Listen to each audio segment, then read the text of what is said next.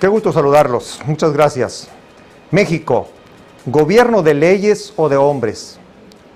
Aclaro que el término hombres lo utilizaré de manera genérica. No se refiere al género masculino, sino a la raza humana. En él está incluido también el sexo femenino.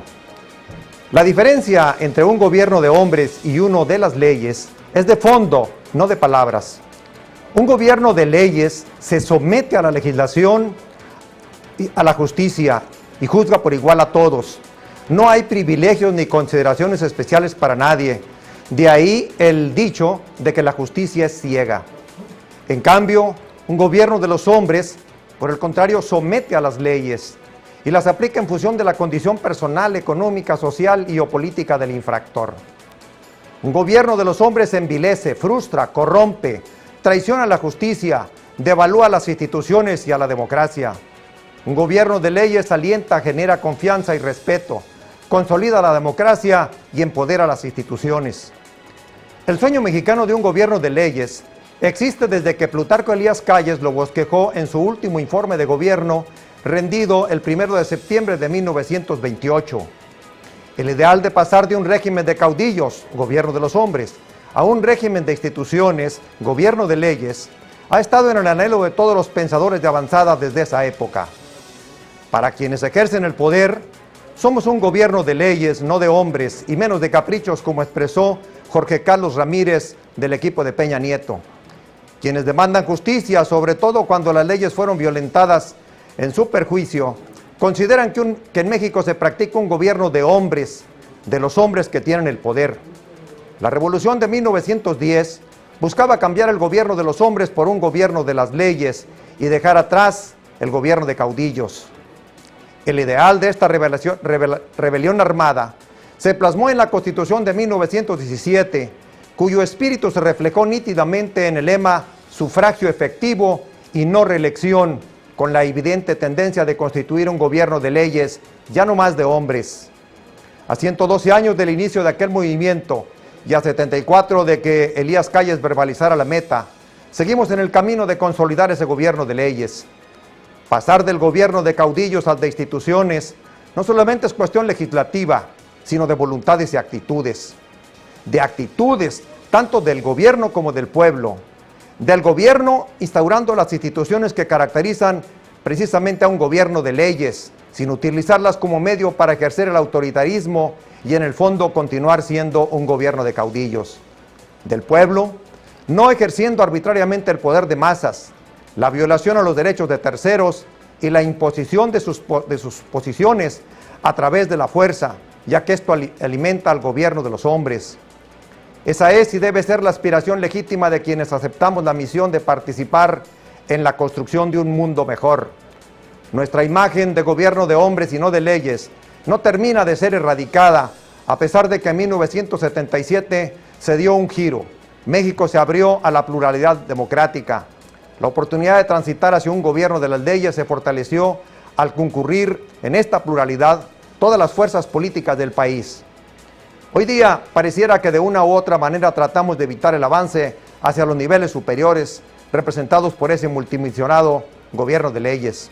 Boicoteamos esa meta. El gobierno de los hombres solo escucha la voz de la presión, toma de carreteras, de casetas, plantones y hasta secuestros de servidores públicos. No atiende el grito de la legalidad y la justicia. Un gobierno de leyes actúa en automático ante la violación a la normatividad y obliga a su acatamiento sin importar que el infractor sea un alto funcionario, un grupo, un líder social o un ciudadano cualquiera.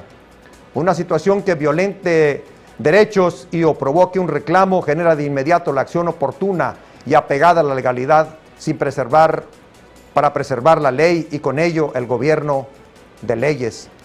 En un gobierno de leyes los hombres que las administran las acatan al pie de la letra y en ese acatamiento está incluido el cumplimiento fiel y oportuno de su función. Una conducta alejada de estas premisas no se justifica de ninguna manera. De la misma forma, en ese gobierno es imposible legitimar o justificar la acción de quienes reclaman un derecho violentando los derechos de los demás. No es democracia defender que la voluntad de un pueblo está por encima de las leyes. Ello aboca al conflicto y la violencia, expresó este 1 de octubre José María Lasalle a través de las páginas del rotativo español El País, a propósito de lo que pasa en esa nación, que no es muy diferente en México en cuanto a la tendencia cada vez más reiterada del reclamo del derecho de que sean las multitudes quienes decidan el camino de lo que creen es el interés general. Ilustro la idea con una historia real. El día 1 de este 2012, como resultado del incendio de una gasolinera provocada por estudiantes de Ayotzinapa, Guerrero, murió quemado Gonzalo Miguel Rivas. En ese mismo escenario también murieron baleados por las fuerzas del orden los estudiantes Alexis Herrera y Gabriel Echeverría. Aquí apreciamos acciones que no son de leyes, son de hombres enardecidos que creyeron que su causa justificaba cualquier medio y actuaron fuera de la ley, utilizando la fuerza y con ello renunciando a la tutela de la razón y la verdadera justicia. 3 asesinatos, 3 víctimas inocentes, pero en el inconsciente colectivo solo está presente la injusticia de la muerte de los 2 estudiantes. Olvidamos la del trabajador, porque los estudiantes tienen la fuerza de la multitud, el trabajador no. Quienes asesinaron a los estudiantes merecen castigo, quienes asesinaron al trabajador también. Tanto los estudiantes como los cuerpos policíacos, creyendo que personificaban la justicia, la tomaron en sus manos y ahora hay una sociedad de luto y ninguna solución satisfactoria. La posición de mi violencia es respetable, la tuya es repugnante. Mi violencia es en aras de la justicia y la razón, la tuya es prepotencia y abuso. Es la proposición de la anarquía y no justifica, por legítima que sea, la causa enarbolada. Nunca el fin ha justificado los medios. La justicia verdadera no reconoce intereses, uniformes, diferencias de clases sociales, sexos, razas, credos políticos o religiosos. Los hombres tenemos pasiones e intereses particulares. Las leyes son frías, ecuánimes y privilegian los derechos universales y la justicia. Antes de irnos, compartimos con ustedes una frase de Winston Churchill. Un optimista ve una oportunidad en toda calamidad. Un pesimista ve una calamidad en toda oportunidad. Yo creo que cada día tenemos la oportunidad de abonar algo al mundo que deseamos construir. De nosotros depende hacerlo o no. Nos vemos el próximo lunes. Pásenla bien. Gracias de nuevo.